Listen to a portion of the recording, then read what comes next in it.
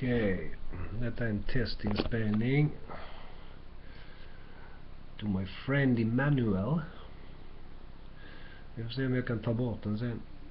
Du får berätta för mig hur jag raderar den här från YouTube sen, för att det är bara en testinspelning. Här är i alla fall The Weed. Någon hybridvariant. Mest sativa.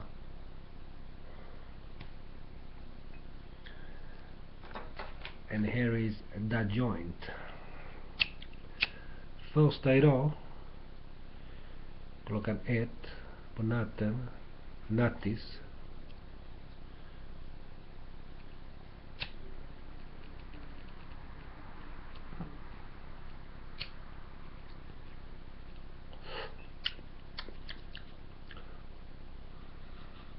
Luktar ganska skarpt. Citrus. Gott.